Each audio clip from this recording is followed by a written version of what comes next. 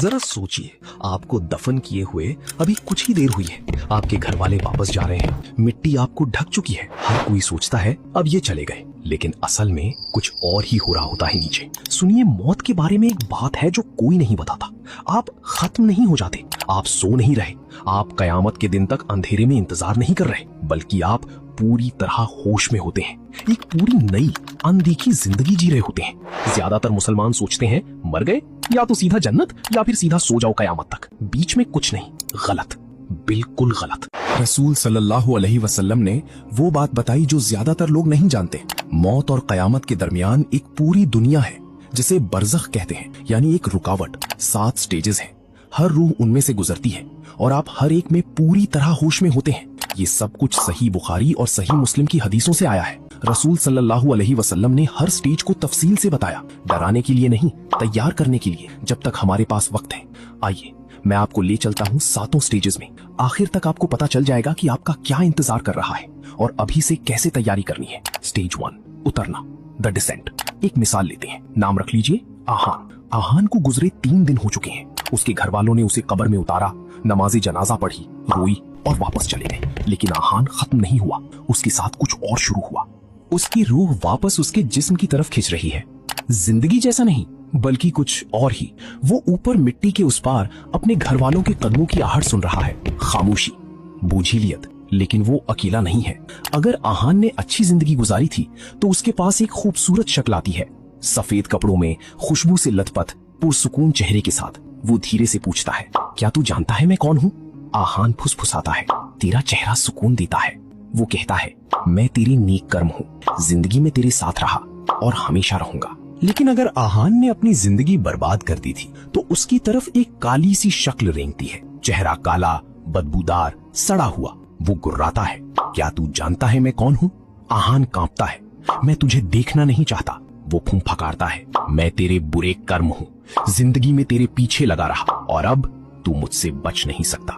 कुरान सूरह मोमिनून में कहता है, उनके पीछे एक रुकावट है, बरज़ख। उस दिन तक जब वो दोबारा उठाए जाएंगे तो आहान अब उस रुकावट में कैद है और आगे जो होता है वो सब कुछ तय कर देगा। उसकी कब्र की तरफ 2 हस्तियां आ रही हैं। स्टेज 2, सवाल जवाब, द क्वेश्चनिंग। आहान को फिर से कदमों की आहट सुनाई देती है, लेकिन इंसानी कदम नहीं, कुछ भारी सा।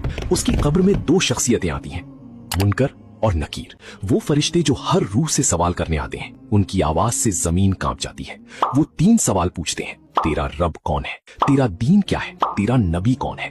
अगर आहान अपनी ईमान पर जिया था तो जवाब उसकी जबान से अपने आप निकलते हैं, मेरा रब अल्लाह है, मेरा दीन इस्लाम है, मेरा नबी मोहम्मद सल्लल्लाहु अलैहि वसल्लम है। उसका दिल सच्चाई जानता है, कोई हिचकिचाहट नहीं। उसकी कब्र रोशनी से भर जाती है। लेकिन अगर आहान सिर्फ जबान से मुसलमान था, दिल से नहीं, तो उसकी जबान जम जाती है। मैं नहीं जानता, लोग कुछ कहते थे, अल्फाज नहीं निकलते।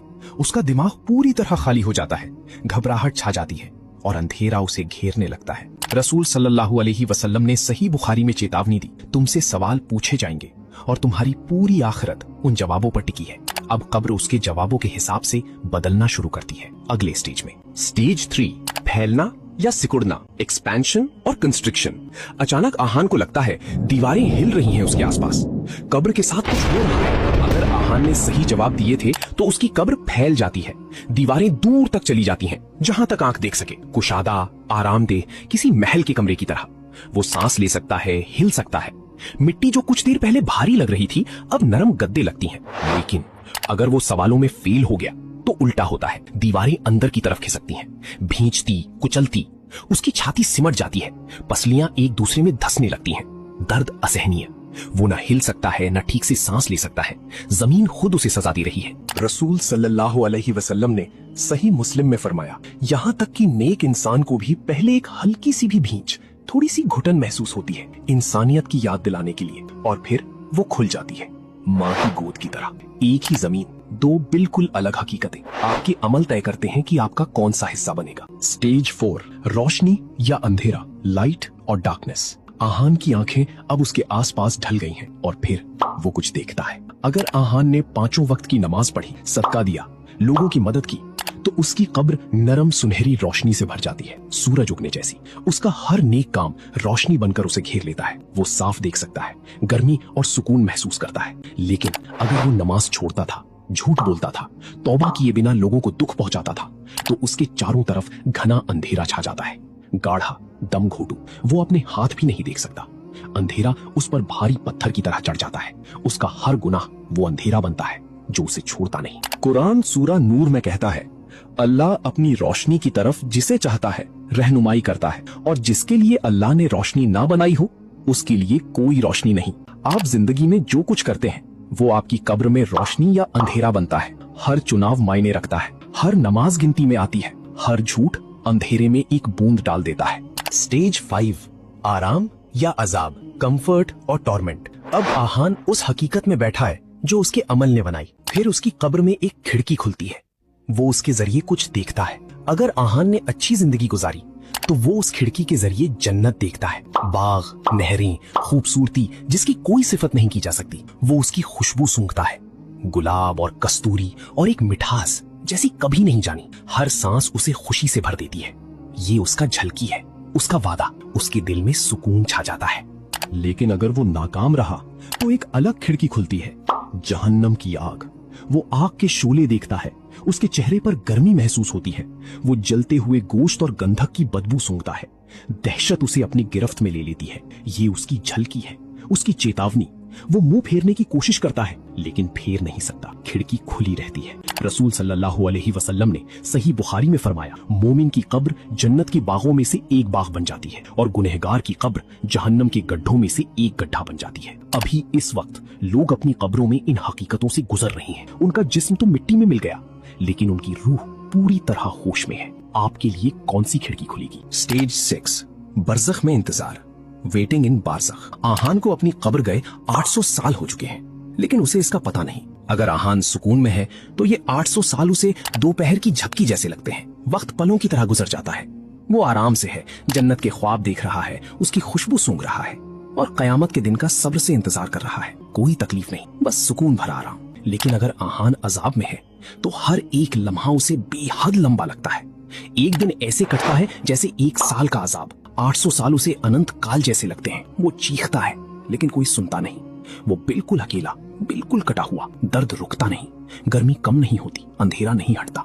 रसूल सल्लल्लाहु अलैहि वसल्लम ने चेतावनी दी, कब्र या तो जन्नत का बाग है या जहन्नम का गड्ढा। जरा सोचिए, कुछ रूहें हजारों साल से इंतजार कर रही हैं और वो अभी भी वही हैं, अब भी उसी हालत में जो उनके अमल ने बनाई। आप अब भी तैयारी कर सकते हैं, लेकिन जब आप वहां पहुंच जाएंगे तो कुछ बदलने की कोशिश करने की भी सुधि नहीं रहेगी। स्टेज 7, दोबारा उठना, द रेजरेक्शन। और फिर अचानक सब कुछ बदल जाता है। एक आवाज आसमान को फाड़ देती है। इसराफील अलैहिस्सलाम वो बिगुल फूंकते हैं, आसमान कांप उठता है, पहाड़ रेजा रेजा हो जाते हैं। आहान ये आवाज अपनी कब्र के अंदर भी सुनता है। अगर आहान सुकून में था तो वो चैन से उठता है। वो इसी दिन का इंतजार कर रहा था, जिस दिन वो अल्लाह से मिलेगा, जिस दिन उसके सब्र का इनाम मिलेगा। जैसे ही वो खड़ा होता है, सुकून उसे घेर लेता है। वो तैयार है। लेकिन अगर आहान अजाब में था तो वो पूरी दहशत के साथ उठता है।